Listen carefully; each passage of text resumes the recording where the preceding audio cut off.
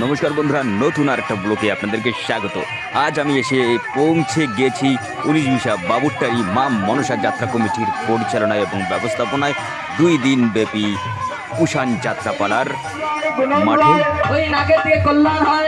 তো ফ্রেন্ডস, কথা না বাড়িয়ে দেখে নেওয়া যাক উত্তরবঙ্গের ঐতিহ্যবাহী কুষাণ যাত্রাপালা।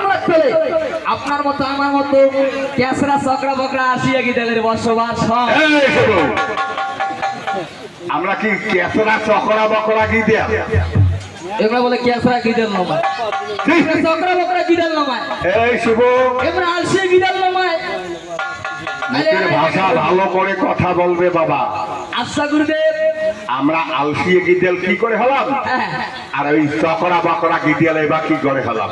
আচ্ছা গুরুদেব, যখন তোমরা গাড়ি করে আসছেন এটা করে যখন আসছেন তখন যেমন কালারিং জামা কাপড় কিনতে আসছে। ও, তখন তো বিভিন্ন জনে বিভিন্ন রকম জামা পোশাক পরে এসেছি।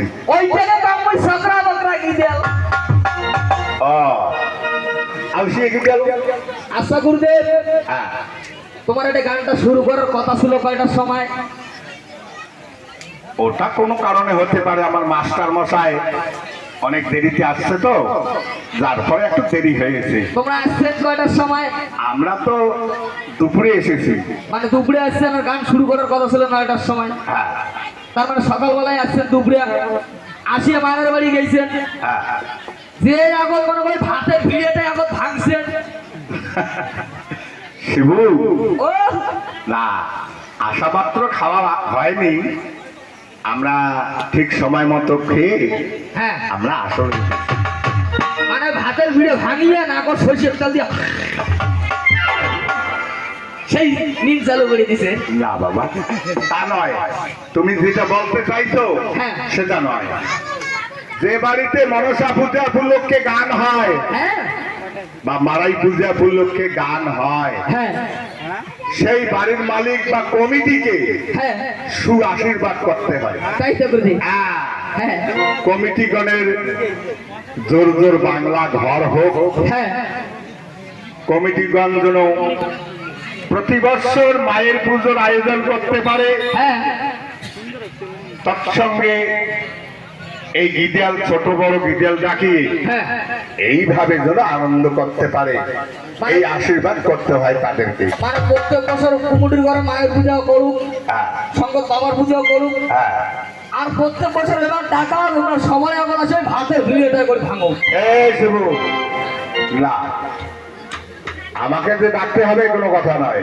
অনেক শিল্পী আছে এই আসরে, হ্যাঁ অনেক ভালো ভালো শিল্পী হ্যাঁ। এই আসরে গান গিয়ে গেছে। তাই নাকি? হ্যাঁ। বাহ বাহ বাহ। আমরা তো অত বড় শিল্পী নই, হ্যাঁ ক্ষুদ্র শিল্পী। যাই হোক, হ্যাঁ, পদ্মপুরাণ সম্বন্ধে বেশি জানি না,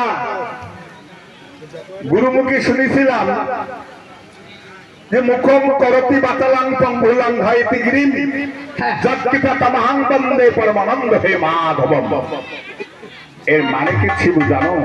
এটা তুমি তো কোয়া না গুরুদেব। তাহলে শোনো, হ্যাঁ গুরুমুখী শুনেছি বৈষ্ণব কৃপা হলে অসাধ্য সাধ্য হয়ে যায়। তাই নাকি গুরুদেব?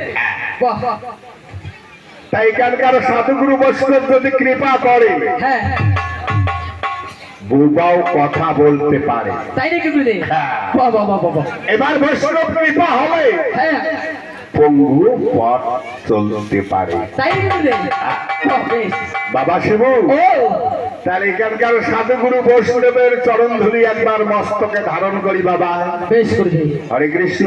হরে কৃষ্ণ হরে কৃষ্ণ হরে কৃষ্ণ।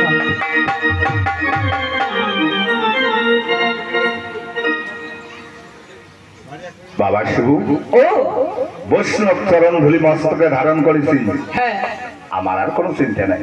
তাই তো গুরুদেব। এরা যেভাবে বলাবে সেইভাবে বলবো, হ্যাঁ যেভাবে কব সেইভাবেই কব। বেশ। তাহলে এবার আমরা মাকে স্মরণ করবো, তাই না? হ্যাঁ তা শোনো বাবা, ও আরে নম নম হরে সুদা, ওহো রে সারু,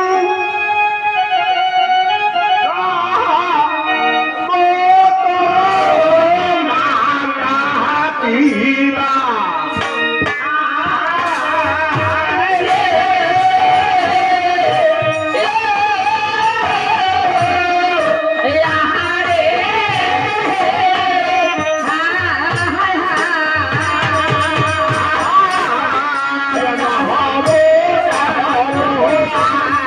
হা